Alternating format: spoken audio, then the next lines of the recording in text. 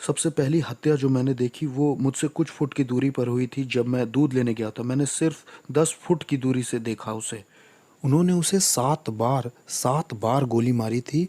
और मैंने एक के बाद एक बहुत सारी मौतें देखी अपनी ज़िंदगी में। साउथ ब्रॉक्स की सड़कों पर आपको एक हत्यारा, एक लूटमार करने वाला और एक बहुत चालाक इंसान बन के जीना होता है। मेरे पिता की तरफ के लोग तांत्रिक और भूत सिद्धि करने वाले थे। हम तंत्र मंत्र और भूत सिद्धि करते थे। हमारा कांटेक्ट खुद शैतान से था। मुझे याद है कि मेरे पिता कमरे में जाया करते थे शैतान की पूजा करने के लिए, और मैं शैतान की उपस्थिति को भी महसूस कर पाता था। और मेरे पिता आराधना करते थे, टंग्स में बोलते थे, शैतान की अन्य भाषाएं बोला करते थे, दुष्ट आत्माओं की। और वहाँ वो फूल चढ़ाते, कैंडल जलाते और पानी डालते थे।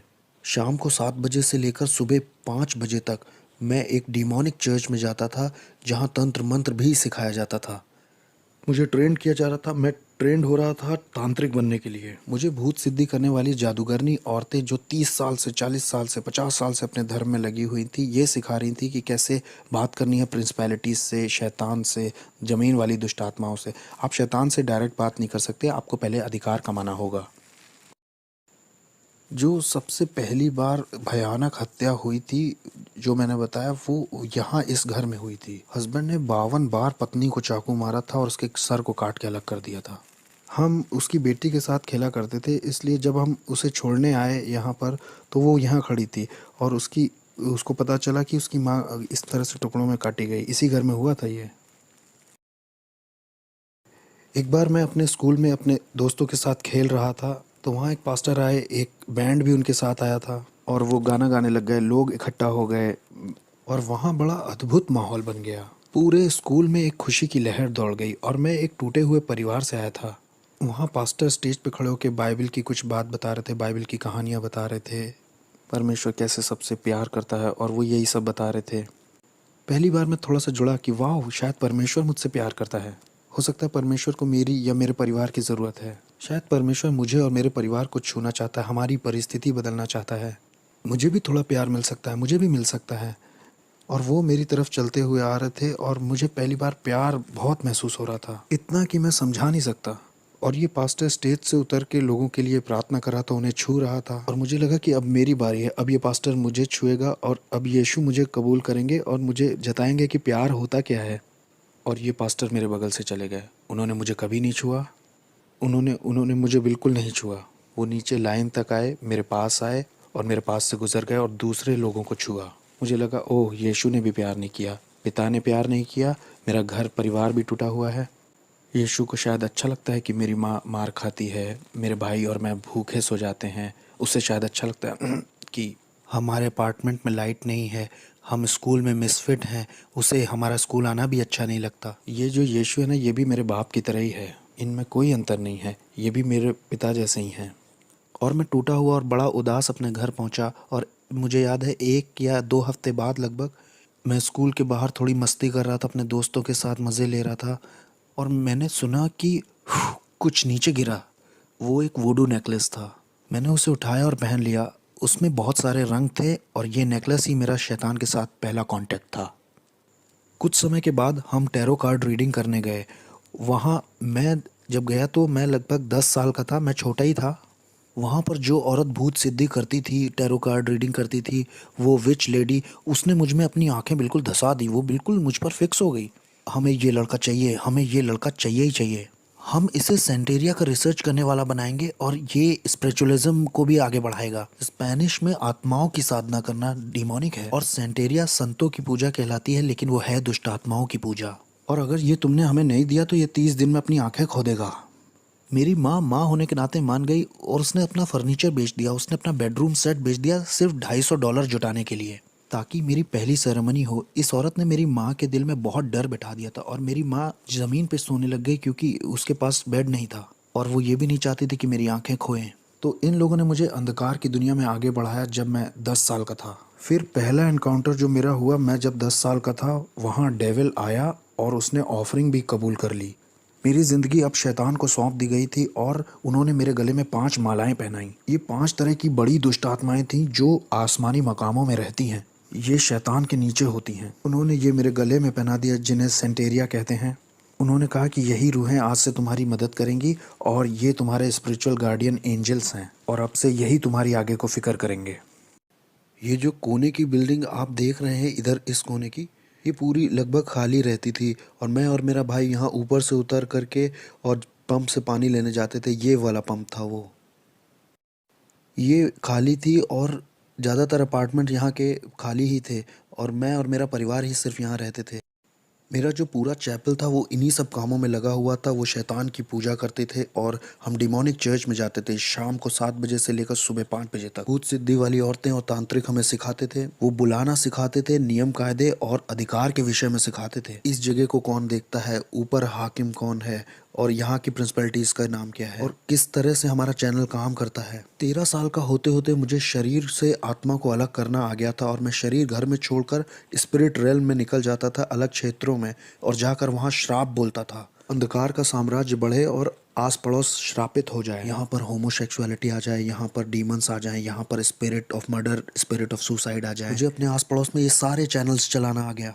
15-16 की उम्र आते आते मैं हॉस्पिटल्स में जाके आईसीयूज़ में मौत हो जाए ऐसा बोलता, दूसरे कमरों में मौत हो, ये इंसान मर जाए, ताकि डेविल की नज़र में मेरा लेवल या मेरा ओहदा और बढ़ सके और मैं न्यूयॉर्क सिटी का सबसे बड़ा डेविल वर्शिपर बनना चाहता था। शैतान मेरा बाप बन गया, उसने मेरे बाप की जगह ले ली क्योंकि मैंने ऐसी दुआ की थी कि मेरे बाप को मार दो। 33 साल की उम्र में मेरे बाप को चेहरे पर गोली मार करके ख़त्म कर दिया था एक नाइट क्लब में एक औरत की वजह से। जब वो घर आ रहे थे, शैतान ने उन्हें ले लिया और उसने कहा कि मैंने पुराने से नए को बदल दिया है और ऐसे डेविल मेरा बाप बना। एक क्लब था इस जगह पर और वहाँ मेरे बाप को मारा गया था जब उनकी उम्र 33 साल की थी। मैंने बताया था ना कि जब मैं छोटा था, लगभग 11 साल का था, तो यहाँ पर एक कॉर्नर पर स्टोर हुआ करता था इधर साइड। जब मैं दूध का गैलन लेने गया था, मेरे सामने उस आदमी को मारा गया था। शैतान का पुजारी होने से मेरा ओहदा अब बढ़ चुका था और इतना बढ़ गया था कि मैं प्रिंसिपैलिटीज़ को और दुष्टात्मा को इधर से उधर भेज सकता था। और मैं जैसे आपके साथ यहाँ बैठा हूँ, ऐसे मैं शैतान के साथ बैठा करता था और वो ह्यूमन फॉर्म में आ जाता था। उसकी उपस्थिति आती थी और मैं सारी रात उससे बात करता था और वो मुझको असाइनमेंट्स देता था। मैं अच्छे क्लब्स में और लॉन्ज में जा कर के चेक करता था कि किसको मैं अंधकार के साम्राज्य में ला सकता हूँ। मैं उनको उनका भविष्य बता देता था, उनकी ज़िंदगी के बारे में उन्होंने क्या क्या किया है और उनके साथ क्या होने वाला है, ये सब बता देता था। उन्हें बिल्कुल ये अंदाज़ा नहीं था कि मैं कौन हूँ। मैं बस दुष्टात्माओं की शक्तियों से भरा था। मैं खून भी चखा करता था। हर हफ्ते मैं जानवर को काट कर उसका खून पीता था और कभी समय नहीं हुआ या पैसे नहीं हुए तो खुद का हाथ काट करके खुद का खून पी लेता था। हमारे ग्रुप में और जिन लोगों के साथ मैं था वो सब डीमन से जुड़े हुए थे। उनमें डॉक्टर्स थे, लॉयर्स थे, उसमें प्रिंसिपल्स और जजेस और पुलिस ऑफिसर्स भी शामिल थे जो जादू टोने में लगे हुए थे। सिंगर्स जो आज की डेट में बहुत मशहूर हैं वो भी थे। मैं एक हवा के हाकिम को दूसरी जगह भेज सकता था, नीचे ज़मीन की दुष्ट आत्माओं को दूसरी जगह भेज सकता था ताकि उस जगह की चर्च बंद हो जाए, चर्च की ग्रोथ बंद हो जाए और लोगों के सेव होने के सारे मौके छिन जाएं। कभी कभी मैं शराब में धुत होकर के दुष्ट आत्माओं से इतना भर जाता था कि सड़क के बीच में खड़ा होकर के परमेश्वर से कहता था, सुन, तुमसे भी थोड़ा उलझना चाहता हूँ, आओ थप्पड़ मारूं या थूक दूं तुम्हारे मुंह पर, आओ भिड़ के दिखाओ नीचे। मेरी शादी भी हॉलोवीन पे हुई थी। शादी भी डिमोनिक थी जो मैंने हॉलोवीन पे की थी। दूसरी दूसरी प्रिंसिपैलिटीज़ के डीमंस आए थे मेरी शादी में। कोई इंसानी जात मेरी शादी में नहीं आई थी। वो सब मेरी शादी में आने से डर रहे थे। मेरी शादी बड़ी अजीब थी। मैंने लोगों को इनविटेशंस भेजे, कोई दिखाई ही नहीं दिया तो कोई वेडिंग गिफ्ट नहीं। लेकिन हाँ, दुष्ट आत्माएं आई थी मेरी शादी में और उन्होंने ही बैप्टिज्म दिया। तो मेरी पत्नी और मैं, हम दोनों ही तंत्र मंत्र करते थे और हम अपनी बेटी को भी वही बनाना चाहते थे। मुझे याद है पहली बार जब मुझे इंसान की कुर्बानी करनी थी तो डेविल मेरे साथ कार में अंदर बैठा हुआ था। उसने कहा, मुझसे प्यार करते हो? मैंने कहा, ऑफ कोर्स डैडी। उसने मुझसे कहा कि छत के ऊपर एक आदमी है, वो तुम्हें नुकसान पहुंचाने आया है, तुम्हारा पैसा चुराने आया है, तुम उसे मेरे लिए मार दो अगर प्यार करते हो तो मैं छत की ओर ऊपर जाने लगा। मुझे याद है मैं 12वें माले में रहता था और जब मैं छत के ऊपर पहुंचा तो वो छत के पीछे वाले हिस्से सीढ़ियों पर छुपा हुआ था और ये आदमी 6 फुट 5 इंच का, वो लगभग 250 पाउंड का होगा। मैं डीमन पजेस्ड हो गया था और मेरे अंदर दुष्टात्मा गई, मैंने महसूस किया और अब मैं नहीं रह गया था। मैं उसे पकड़कर अपने अपार्टमेंट में ला के उसे चाकू मारना चाह रहा था क्योंकि मेरे पास एक कार्डोन पॉट था जो लगभग 100 पाउंड का होगा। उसमें 9 तरह के हथियार लगे थे जो 9 अलग तरह से इस्तेमाल किया जाता था और जैसे ही मैं उसे पकड़ने चला और उसे अपार्टमेंट में खींचने लगा, बस मेरे हाथ से फिसल गया और गायब हो गया। वो नीचे स्टोरवे के पास कूद गया। वो ऐसा जैसे ओलंपिक के एथलीट कूदते हैं, फ्यू करके कूद गया। वो कूदा और गायब ही हो गया। मैं उसे पकड़ नहीं पाया तो मैं बहुत निराश हो गया। मैं अपनी पहली इंसानी कुर्बानी नहीं कर पाया। लोगों ने इसके ऊपर देखो कुछ लिख दिया है, लेकिन यहाँ पर एक डीमन है। ध्यान से देखो, ये वो डीमन है जो नर्क के दरवाजे की देखरेख करता है। इसी के बारे में मैं बता रहा था अपनी किताब में। वो सेंटेरिया वाली यही है, छोटा वाला दुष्ट आत्मा। ये वो दुष्ट आत्मा है जो हेटी को चलाती है। हेटी के ऊपर जो प्रिंसिपैलिटी है ना, वो यही है। और वहाँ पर जो वो वाला है ना, वो इस्लाम के ऊपर हाकिम है। अब यहाँ आ गया हो, ये देखो, लोगों को फंसाने के लिए द ट्रुथ। क्या हंसी आ रही है? सच, ये तुम्हें आज़ाद करेगा। ये देखो, ये भी ऊपर लगाया है ताकि लोगों को लगे कि ये भी इसी का हिस्सा है, मतलब ये इसका हिस्सा है। ये जगह कौन सी है? इस जगह को बोटानिका कहते हैं। ब्रॉन्क्स में जो लोग रहते हैं वो अगर जादू टोना तंत्र मंत्र करना चाहते हैं तो यहीं से सामान खरीद के ले जाते हैं, दूसरों को परेशान करने के लिए या मारने के लिए। आओ, हम अंदर चल सकते हैं। अगर मैंने कह दिया आप 30 दिन में मरने वाले हो तो 30 दिन में तुम मर जाओगे, तैयारी कर लो। मुझे बिल्कुल परवाह नहीं कि आप कहाँ काम करते हो, आप किसे जानते हो। आई डोंट केयर कि आप अपने आप को क्या बुलाते हो। आप कहो आप कैथलिक हो, आप क्रिश्चियन हो, आप एक बिलीवर हो। मैं आपको मार सकता था जब तक आपका यीशु से जीवित संबंध ना हो। मेरी बिल्डिंग के नीचे एक औरत रहती थी। वो एक दिन ऊपर आके बोली कि मेरा पति मुझसे धोखा कर रहा है। वो जिस औरत के साथ धोखा कर रहा है उसे मार दो तुम जादू टोना करके, मैं कितना पैसा दूं। मैंने कहा मैं पहले शैतान अपने पिता से पूछूंगा और फिर तुम्हें बताऊंगा, तुम 2 दिन बाद आना। फिर वो औरत आई और शैतान ने मुझे बताया कि एक कॉफिन बॉक्स, 21 ब्लैक कैंडल्स और उस औरत की एक मूर्ति बना करके उस कॉफिन में डाल देना, जादू टोना करने के लिए और उस औरत को मारने के लिए। 21 दिन में उसकी मौत हो जाएगी। 21 दिन में हम उसका फ्यूनरल देखेंगे। तो वो औरत आई, मैंने उससे कहा मैं $10,000 तुमसे लूँगा उस औरत को मारने के लिए। उसने कहा ठीक है। मैंने कहा अरे तुम्हारी मेरी जान पहचान है, मैं तुम्हारे घर भी आता था। तुम एक काम करो, 7,000 देना, 30% ऑफ दे रहा हूँ तुम्हें। मैं मार दूंगा उसे, 30% ऑफ है तुमको, $7,000 दे देना बस। जब वो औरत मेरे घर से जा रही थी तो बुड़ के बोली वैसे वो औरत क्रिश्चियन है। उसने कहा वो मसीही है। मैंने कहा अब मैं उसे फ्री में मारूंगा। मैंने कहा मैं उसको अब फ्री में मारूंगा, मुझे इन क्रिश्चियंस को एक सबक सिखाना है। मैं उसे अब फ्री में ही मारूंगा। मैंने कहा मुझे तुम्हारा पैसा नहीं चाहिए, मैं फ्री में मारूंगा। तो मैंने उस पर तंत्र मंत्र किया, वूडू किया, लेकिन 21 दिन होने पर भी वो मरी नहीं। एक एक महीना हो गया वो मरी नहीं। और मुझे लगा अरे ये हो क्या रहा है, ये मेरी इज्जत का सवाल था। मैंने शैतान को बुलाया, मैंने दुष्ट आत्माओं को बुलाया, मैंने बढ़ा दी अपनी जादू टोना तंत्र मंत्र। मैंने उस पर दुगना जादू टोना शुरू कर दिया ताकि वो एक रात में ही मर जाए, लेकिन कुछ नहीं हुआ, कुछ नहीं हो रहा, कुछ नहीं हो रहा। और एक दिन ऐसा हुआ कि शैतान ही आ गया।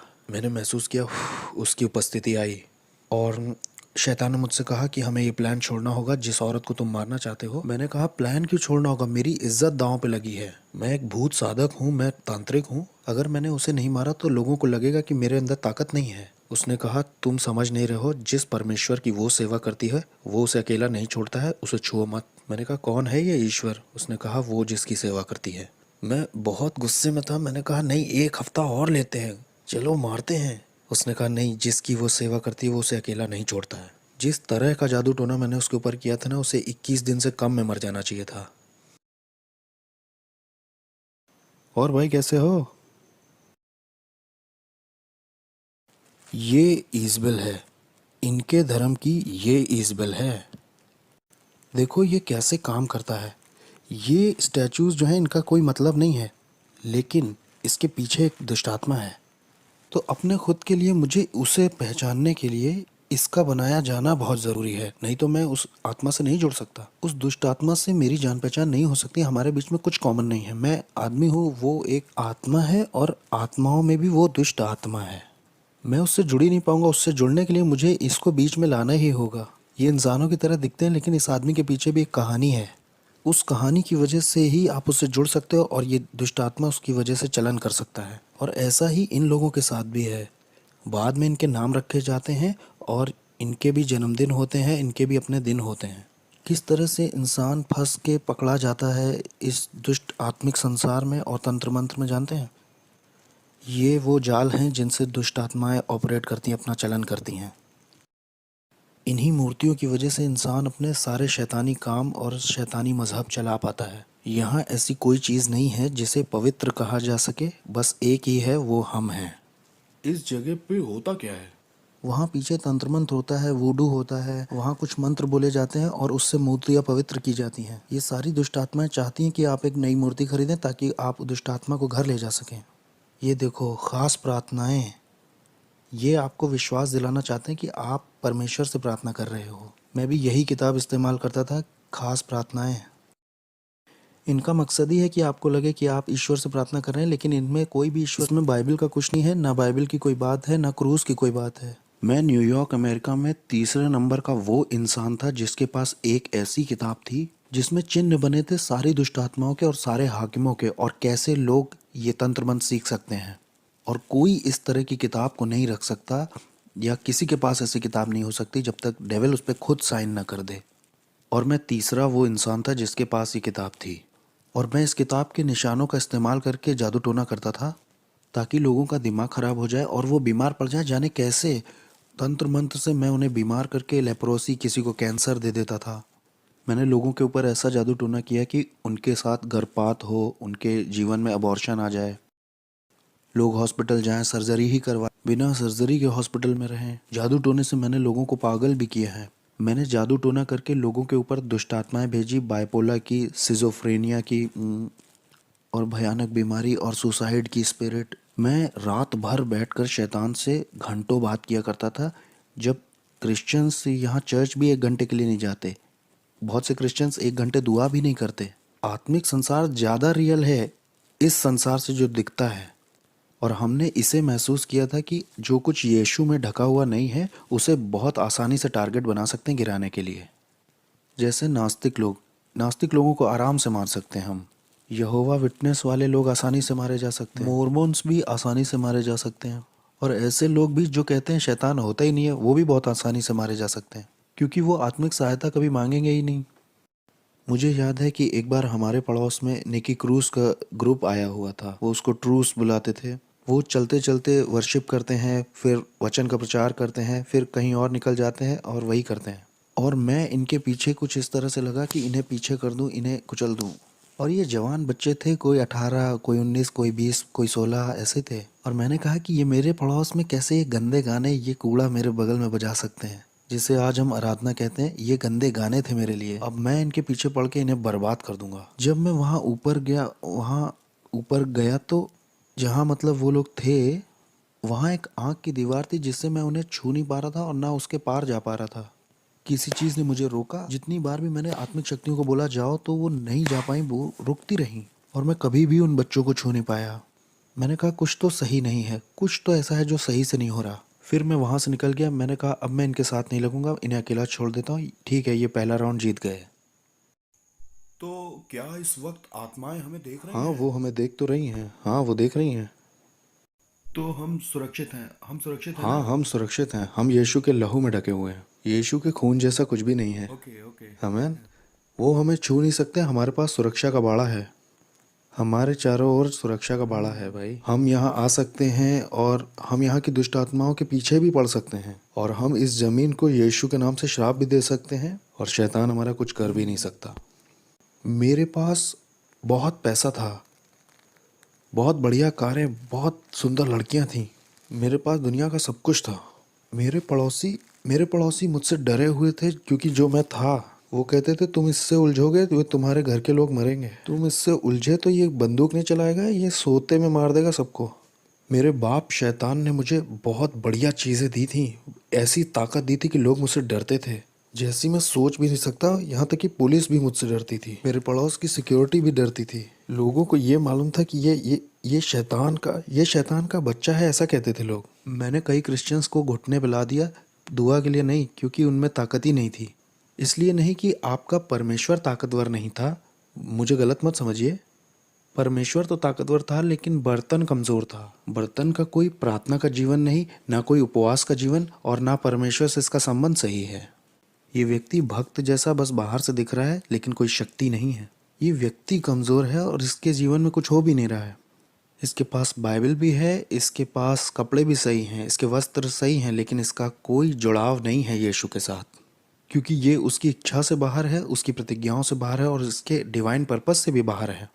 इसलिए मेरा उस पर अधिकार है, मैं उसको गुलाम की तरह बना लूँगा, मैं उसे तोड़ दूंगा, उसके साथ तंत्र मंत्र करूँगा, मैं करता जाऊँगा एक मसीही से दूसरे मसीह, एक चर्च दूसरा चर्च, कई सारे। मैं हर वो चीज़ गिराता जाता जो यीशु के क्रूस को दिखाती थी।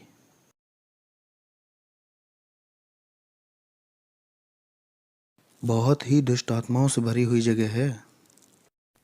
तो इस जगह का बहुत असर होगा ना आस पड़ोस पर। हाँ, और क्या। ये जो पूरा एरिया है ना, ये इसी की वजह से लॉक्ड है। ये शैतान का गढ़ है, हम शैतान के गढ़ में गए थे। इस गढ़ का पूरा बाजार नरक से था। सोचिए, ये जाते हैं 100-200 डॉलर लेकर के ये सब खरीदने के लिए, और इससे उन्हीं का नुकसान होता है, इससे दूसरों का, गरीबों का भला हो सकता है। इससे उन्हें लगता है कि उनकी ज़िंदगी और अच्छी हो जाएगी, उनकी ज़िंदगी और बेहतर बन सकती है। इससे वो सोचते हैं कि उनकी उन्नति होगी, उनके शाप, उनकी पीढ़ियों के शाप टूटेंगे। ये मोमबत्तियाँ, ये वुडू खरीदने से इन्हें लगता होगा, लेकिन परमेश्वर कहता है कि ये तुम्हें फ्री में दे रहा हूँ मैं, बस अपनी ज़िंदगी मुझे दे दो और मैं तुम्हें आज़ाद करूँगा। लेकिन ये इन्हें नहीं चाहिए, ये उनके लिए बहुत मुश्किल है, ये तो इनके लिए बहुत कॉम्प्लिकेटेड है। लोग इस तरह की जगह में आते हैं, 200 डॉलर भी खराब करते हैं और ज़िंदगी सोचते हैं अच्छी हो जाएगी और बहुतायत से भर जाएगी। हेटी के ऊपर जो दुष्ट आत्मा है उससे मेरा कांटेक्ट था, उसका नाम है कैंडेलो, उससे मेरा संपर्क था। और मियामी के दुष्ट आत्माओं से भी संपर्क था, अफ्रीका की दुष्ट आत्माओं से भी था, न्यूयॉर्क के ऊपर जो हवा के हाकिम है उनसे भी था, कुछ और भी थी जो दुनिया भर में जाना चाहती हैं। यहाँ पे एक सड़क है, वहाँ दूसरी दुष्ट आत्माएं हैं, हाकिम हैं। 42 नंबर की सड़क पर जो दुष्ट आत्मा है वो यहाँ आना चाहती थी। मैं ये कहूँगा कि मुझ में विवेक नहीं था। मैंने अपने भाई के ऊपर, सगे भाई के ऊपर जादू टोना तंत्र मंत्र करके उसे 5 साल की जेल करा दी। अपना खुद फ्लैश एंड ब्लड था, मेरा खुद का भाई, तंत्र मंत्र से 5 साल के लिए अंदर हो गया वो।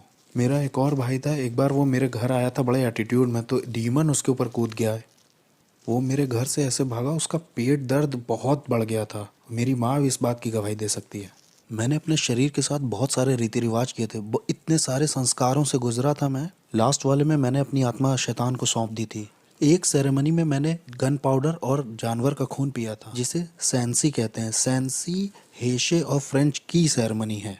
ये एक दुष्ट आत्मा के साथ का संस्कार है, जिससे मैं किसी के घर जाके कुछ खाता हूँ तो वो उसमें जादू टोना नहीं कर पाएंगे, कुछ इस तरह की। और जो आप जानते हैं वो सब मैंने किया था। मैं जिस दुष्ट आत्मा वाले चर्च में जाता था, वहाँ एक सीक्रेट मीटिंग होती थी हर साल। हर एक बड़ा जादू टोना, तंत्र मंत्र, वॉलॉक, विचेस उसमें आते थे। वहाँ ये फैसला लिया जाता था कौन सा हाकिम किस जगह के क्षेत्र पर राज्य करेगा। हम कलीसिया से ज़्यादा संगठित यानी ऑर्गेनाइज्ड थे। अंधेरे का जो साम्राज्य है वो यीशु मसीह की कलीसिया से ज़्यादा ऑर्गेनाइज्ड है। हमें पता था सेरेमनीज कैसे करनी है। अगले साल की तैयारी इस साल के ख़त्म होने से पहले ही हो जाती थी। यहाँ क्रिश्चियंस 1 घंटे के लिए प्रार्थना नहीं करना चाहते हैं। यहाँ क्रिश्चियंस का लगातार वाला रिश्ता नहीं है चर्च में परमेश्वर के साथ।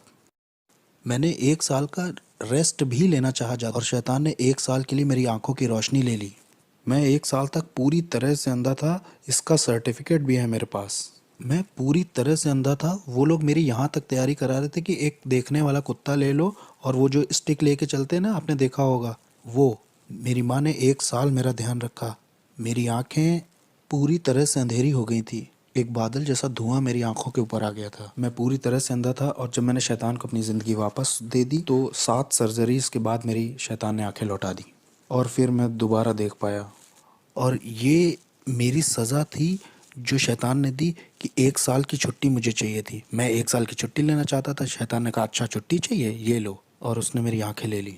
और इस तरह की दुनिया का था मैं, कि आप शैतान से पंगा लोगे तो शैतान आपको या आपके परिवार के लोगों को मारेगा। एक तरह का डर आपको हमेशा रहेगा कि आप ये धर्म छोड़ नहीं सकते। सेंटेरिया, पोलोनियम्बे, स्पिरिचुअलिज्म, ये धर्म छूटेगा नहीं।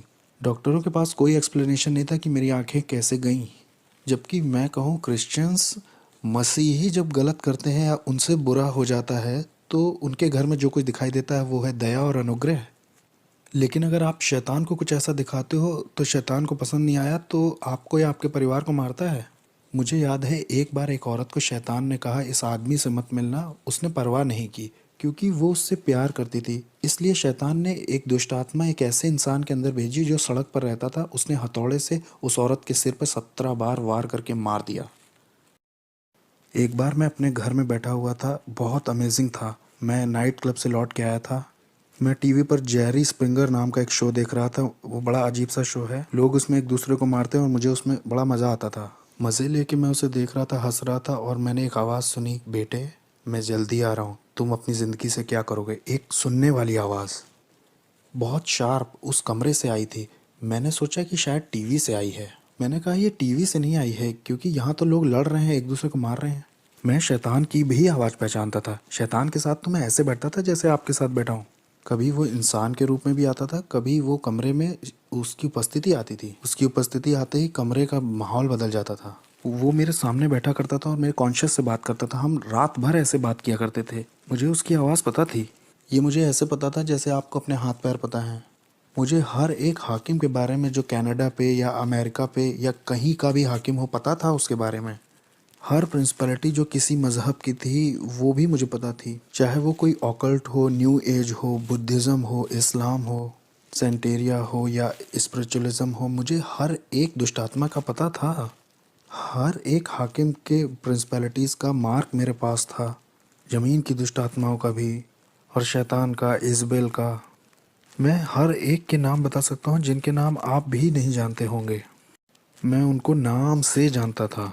लेकिन ये आवाज़ उन सब आवाज़ों से बहुत अलग थी। वो आवाज़ जाने कहाँ से आई थी। वो हवा से आई थी वो आवाज़। मैं एक तरह के सदमे में आ गया और फिर मैंने एक तरह का दर्शन पाया अपने अपार्टमेंट के दूसरी तरफ। मैंने देखा कि पूरे आसमान में आग है और नीचे के जो लोग हैं वो उससे बचने के लिए इधर उधर दौड़ रहे हैं कि कोई जगह मिल जाए शायद। मैंने कहा ये कैसा दर्शन, मैंने उसे छोड़ दिया। और फिर मुझे याद है जब मैं सोने गया, बहुत गहरी नींद थी और मैंने एक टी शर्ट मुंह पे डाली, मैं सो गया और मैंने देखा कि मैं एक ट्रेन में हूँ। उसमें बहुत सारे लोग हैं। मैं कुछ समझ ही नहीं पा रहा था मैं ट्रेन में क्या कर रहा हूँ। ये ट्रेन इतनी तेज़ चल रही थी कि आप समझ नहीं सकते। मैं पृथ्वी पर इतनी तेज़ किसी चीज़ में नहीं चढ़ा। और ये ट्रेन नर्क में आ गई। यीशु मसीह मुझे नर्क ले आए। और जब मैं नर्क में पहुंचा तो वो ट्रेन दरवाजे से बहुत कस के लड़ गई। एक इतनी तेज़ आवाज़ हुई कि सब खुल गया और बहुत गर्मी बाहर आ रही थी, न जाने कहाँ से। वहाँ सांस लेने में भी बहुत दिक्कत हो रही थी। मैं ट्रेन से जैसे बाहर आया तो उसमें जो लोग थे उनके चेहरे नहीं दिख रहे थे, लेकिन उनके चेहरे पर डर दिखाई दे रहा था। वो डर आप महसूस कर सकते थे। ये डर इस बात का था कि आप वहाँ से कभी बाहर नहीं निकलेंगे। और ये जगह पूरी भरी हुई थी। और मैंने कहा मैं यहाँ के लिए नहीं बना हूँ, मैं यहाँ नहीं मर सकता ना, मुझे यहाँ नहीं मरना, ये मेरे लिए नहीं है। मैं यहाँ के लिए पैदा नहीं हुआ हूँ। मैं अपने आप से ही बातें कर रहा था। मैं यहाँ नहीं रहने वाला। इसलिए मैं एक कोई सुरंग ढूंढने लगा जहाँ से मैं निकल सकूँ। तो मैं सुरंग ढूंढने के लिए आगे गया, या कोई खिड़की ढूंढने, या कोई हो सकता है वहाँ कोई जगह दिख जाए जहाँ से मैं बाहर आ सकूँ और मैं अपनी रियलिटी में लौट सकूँ। लेकिन वहाँ कोई गैप नहीं था। मुझे याद है वहाँ जितना मैं आगे उस सुरंग में जा रहा था उतना ज़्यादा मुझे डर घेर रहा था और मुझे लोगों की तकलीफ़ें सुनाई दे रही थी, आवाज़ें। वहाँ अंधेरा और डर ओढ़ लेता है जैसे कोई कपड़ा पहन लिया हो। वो आपको लपेट जैसा लेता है। वहाँ आपका कोई बस नहीं चलता है।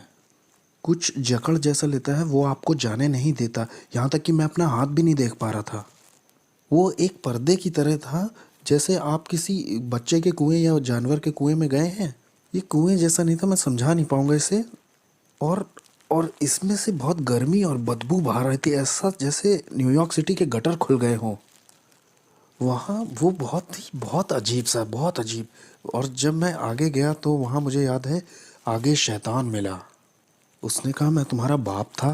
वो डिमोनिक टंग्स में बोल रहा था कि मैं तुम्हारा बाप था, मैंने तुम्हें सब कुछ दिया जो चाहिए था, मैंने तुम्हारी केयर की, मैंने तुम्हें आशीष दी, मैंने तुम्हें प्रोटेक्शन दी, मैंने तुम्हारे लिए लोगों को मारा है, तुम्हारे लिए सब कुछ किया, तुम्हें पावर दी, तुम्हें तुम्हारा नाम बनाया इस साम्राज्य में।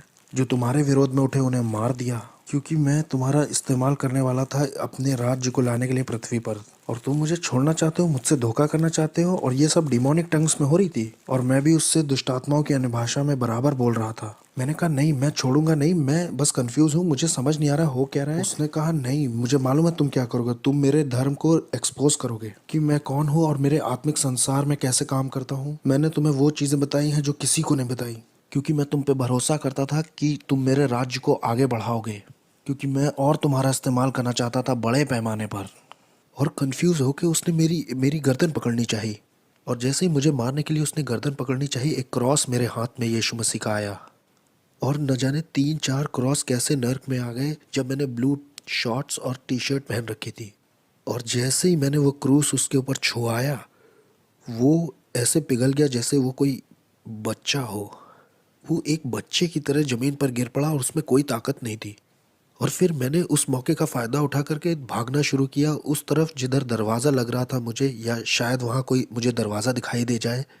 जो मेरी उम्मीद थी, वहाँ वहाँ आशा जो थी वो ऐसी थी जैसे वहाँ किसी तरह की कोई आशा ही ना हो। वहाँ कभी ऐसा नहीं लगता कि आप बाहर आ पाएंगे। बस बस यही आपका द एंड है। जिस डर ने उस वक्त मुझे पकड़ रखा था, वो डर मैं समझा नहीं पाऊंगा, ऐसा डर मुझे कभी नहीं लगा। मैंने उस तरह की निराशा कभी महसूस ही नहीं की थी। ये बिल्कुल स्वर्ग का ऑपोजिट था। वो खुशी और आनंद का ऑपोजिट था, शांति का ऑपोजिट था, जीवन और उजियाले का ऑपोजिट था। ये जगह तो अंधकार और तड़प की जगह थी। अगर अगर मैं यहाँ रहता हूँ तो मेरे परिवार मुझे कभी नहीं ढूंढ पाएगा कि मैं यहाँ हूँ। मेरी पत्नी, मेरी बेटी मुझे कैसे ढूंढ पाएंगे, कैसे देख पाएंगे अब।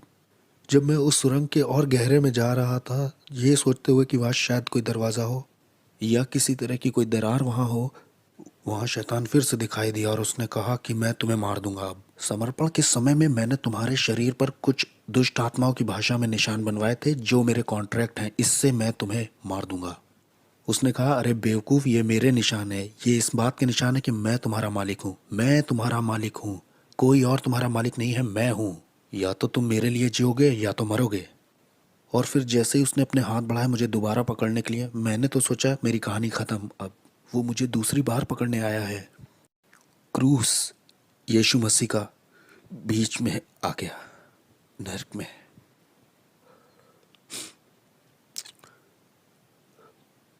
कोई प्यार नहीं है क्रूस से बढ़ के, जो मेरे जैसे पापी के लिए आए नरक में। दाऊद कहता है कि अगर मैं अपना बिछौना अधोलोक में भी बिछाऊं तो उसे पता है। अनुग्रह और सच्चाई नरक में दिखाई दी। अनुग्रह और सच्चाई को मेरे बारे में पता था। अनुग्रह और सच्चाई की मेरी जिंदगी में एक योजना थी।